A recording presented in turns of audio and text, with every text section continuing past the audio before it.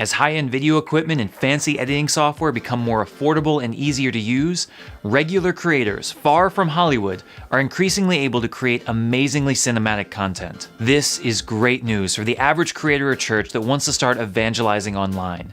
Now, instead of settling for content that looks like this, boring, grainy, and otherwise unengaging, I'm not impacting anyone for Christ, Dad. They just see me as a nice guy, that's all. I'm not affecting anyone for Jesus. Bush was never a believer. we can make stuff that looks like this. I would go to Mass and I would openly make fun of the priest during his homily, during the entire Mass. But I had no idea how arrogant I was and how drastically my life was about to change. We are the Catholic Church, with over 1 billion in our family, sharing in the sacraments and fullness of the Christian faith.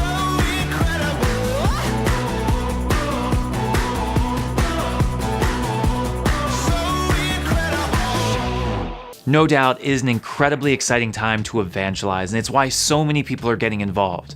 When the average person with a cell phone can make this, why wouldn't we make videos? And yet, this increased availability of cinematic quality can also be a stumbling block, tricking us into believing that high production value is the most important or even only thing necessary to create effective content.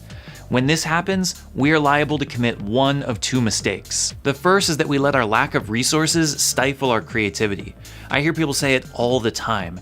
If only we had more money, if only we had the budgets of major motion pictures, our stuff would be amazing.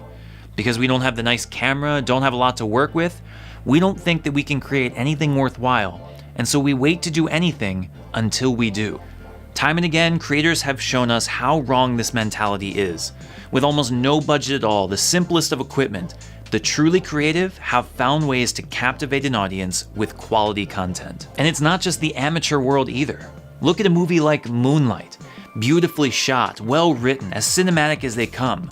It won Best Picture in 2017 with a budget of only $1.5 million, mere pennies by Hollywood standards. As evangelizers, and really as creators, we can never let our lack of resources stop us from creating.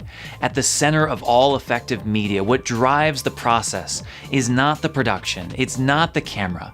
It's a creative idea and a message worth sharing. It's when we forget this and rely too heavily on the production side that we find our second mistake. Thinking that high production value is a replacement for actual artistic content. For anyone who's seen a few Hollywood action movies, you know exactly what I mean. A $50,000 camera and amazing special effects don't guarantee success. Look at a movie like Avatar. Breathtaking CGI, revolutionary animation, enormous budget. Just stunning. But my guess is that most of us haven't seen Avatar a second time. And why is that? Well, because it's basically Fern Gully fit to an IMAX screen. It's beautiful and breathtaking in its CGI, but its content is fairly unimpressive and thus doesn't move us. In recent years, this mentality has even become true of the Christian movie industry. Traditionally low budget and horrible in quality, many of today's Christian movies use top-of-the-line equipment, expensive sets, and cinematic music. In many ways, they resemble Hollywood films. I'm alone. Family isn't just blood relatives. You've got me and 60 brothers. And yet, it'd be pretty difficult to argue that they're any more effective at evangelizing the culture today than they were before. By and large, the problem with the industry is not its budget, it's its lack of creativity and ability to relate to the wider world. If Christians believe in a limitless creative God, then why are we making unimaginative movies of such low quality? Money is not the problem. They have plenty of it. The problem with Christian movies is that they seem to be made by preachers, not filmmakers. But if these are sermons, then what are they preaching? That clip was from a YouTube video called Why Christian Movies Are Bad, and whether or not you like the Christian industry is not the point, because the analysis is spot on.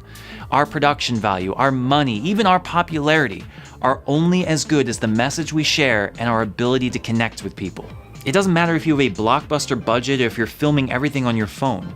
People may be initially drawn to or turned away from what you create based on the production quality, but at the end of the day, they're not going to be moved by it and they're not going to be changed by it.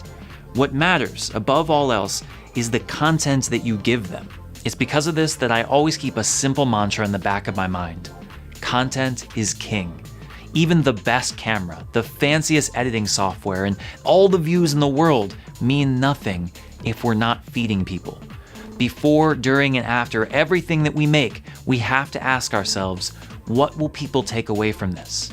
Outside of the fancy package, what are we actually giving people? As Christian creators, we live in an amazing time for creating and reaching people all around the world. Never has it been easier.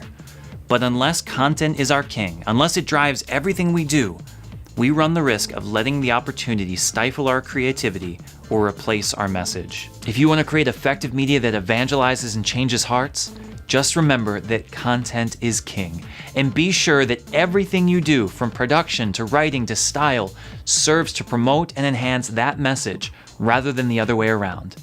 And of course, remember, preach the gospel at all times. When necessary, use social media.